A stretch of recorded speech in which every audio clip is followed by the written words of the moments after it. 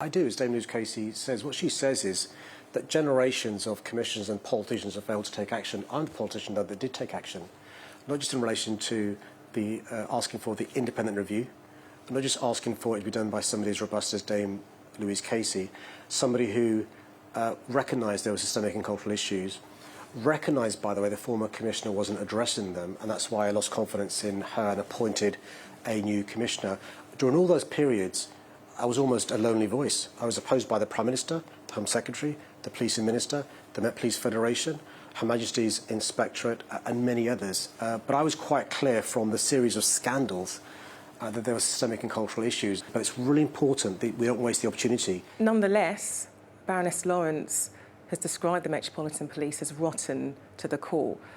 Surely your role as mayor should be doing a lot more than having to recommend reviews. You should be stopping bad policing from happening in the first place. Look, I'm really happy to be that politician that brings about the change, but it's been incredibly hard over the last few years. But the report today, the review today, gives me the tools to bring about those changes, and that's why I need support from Londoners to bring about the changes, but also support from the government. We need to do a U-turn on the austerity that Dame Louise Casey talks about. We need to change the misconduct regulations so it's easier to get rid of dodgy officers. We need to change the vetting processes. We need to change the misconduct processes. I can't do that from City Hall. I've not got the powers given by Parliament to do so.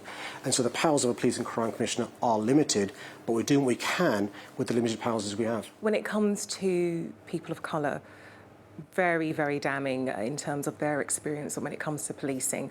Over-policed, under-protected, again, happening under your watch, despite the things you said you've done to help the community when it comes to people of colour. The difference now from Macpherson, which is why I'm more hopeful now than I was 24 years ago, is it isn't just black Londoners now making this point.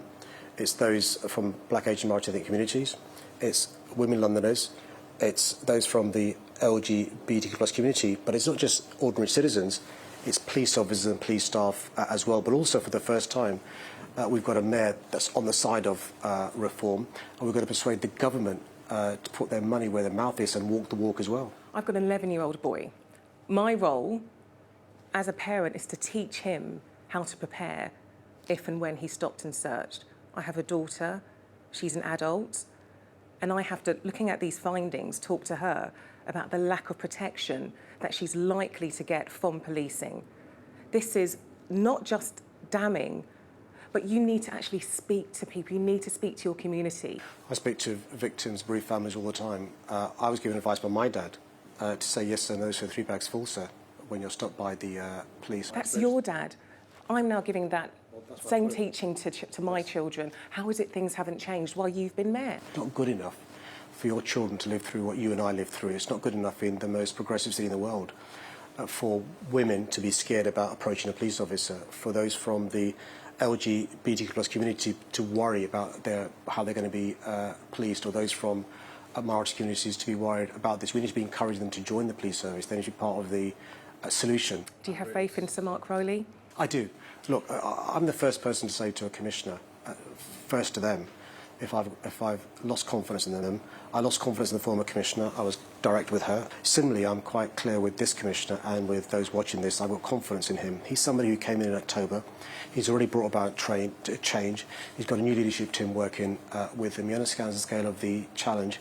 He said to me when he first got the job in October, he thinks it will take at least 2 years to bring about the change that Londoners need. But, reason me, we need to see week by week, month by month progress and change, and that's already begun.